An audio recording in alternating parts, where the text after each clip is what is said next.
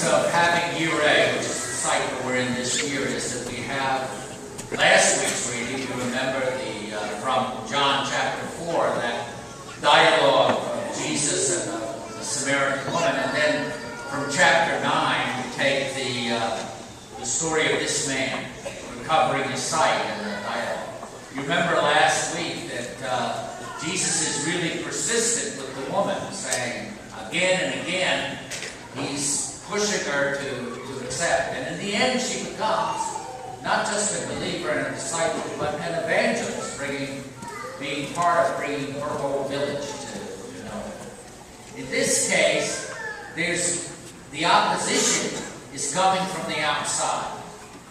You see that the man, John, the Gospel of John, unlike Matthew, Mark, and Luke, the other three Gospels, where it seems that people have faith and then get healed, in this case, often John talks about a sign, something happening, whether the person has faith or not. You don't know. In this case, it doesn't say that the man even asked, even knew that it was a possibility that he might see again.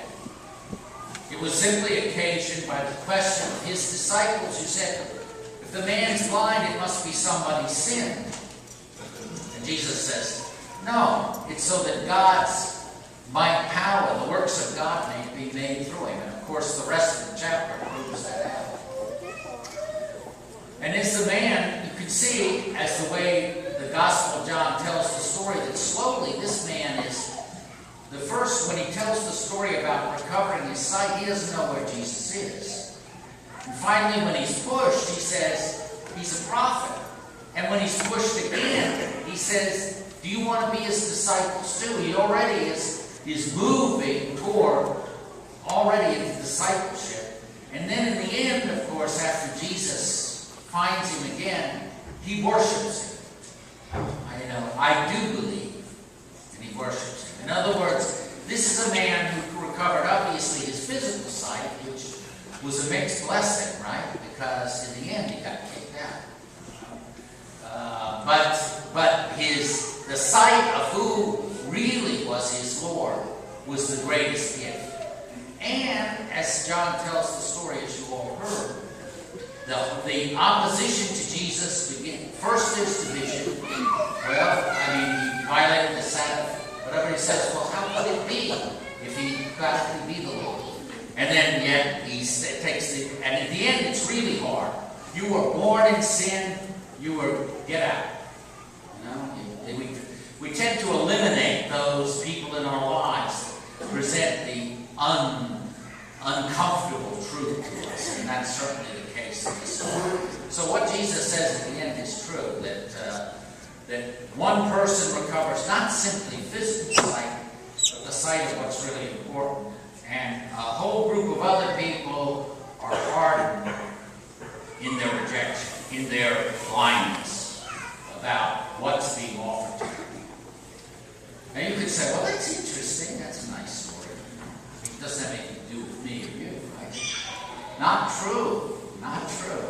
When he says he's come for judgment, that's precisely true. Because you could be as religious as a Pharisee and still be blind as a bat spiritually.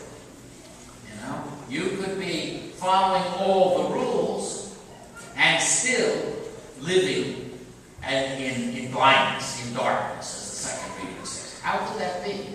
Well, these Pharisees, they could not see what was right in front of them. Not simply the sign, but the invitation to God's mercy in a deeper way. And an invitation to see the world in a different way. And that same invitation is offered to you and to me. To see the world. In other words, the judgment, we can be blind. We can say, well, this person doesn't deserve my compassion. They ended up in jail, or they were an illegal alien, or they're a different race or nationality, or they don't speak English well. They're not worthy of my presence. And in that, you're becoming more and more blind. I grew up in Charlottesville, and when I was a child, blacks and whites never ate in the same restaurant, never used the same bathrooms, and never went to the same schools. And it seemed normal there was a complete communal blindness to the sin of racism in my childhood. And that's only, 4 years ago or something. But still, that same blindness can be in our life, and that's the invitation for us. Can you really see? I mean, physically I can see and better with glasses, but can I really see the truth of God's invitation and what that asks of me? Can you really see the truth and what that asks of you? That's the question. That's the question here, and it's just as real a question for you and me. You know, that's why he says, I've come for the light and I've come for judgment. What you decide about your sister and brother tells what direction you're going. Whether you're becoming progressively blind or whether you're beginning to see.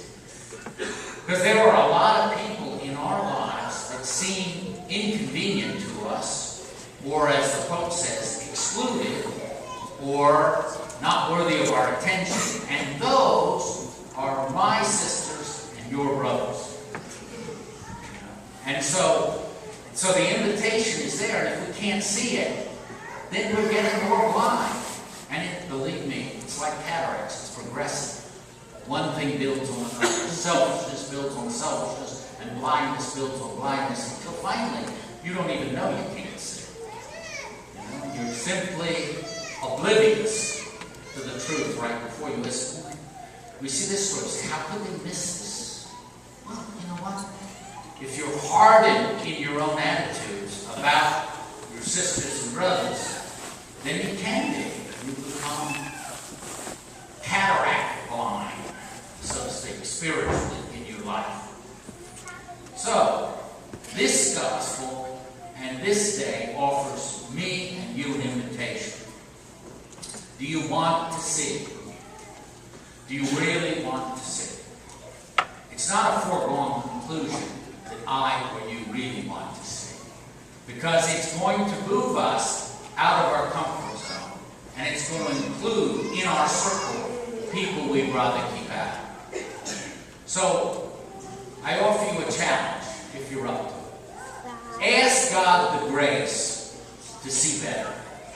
I don't mean physically, that'd be nice too. But ask God the grace to see a little bit better in your environment. Who do you rule out of your love? Who do you push to the far regions of your life? Ask God to show you where you need to see. Not just in Mass. Tomorrow in work. And the next day. That's the invitation. And the truth of what Jesus says, I've come to judge, as he says here, you know, I have come into this world for judgment, so that those who do not see might see, and those who see might become blind. You can't stand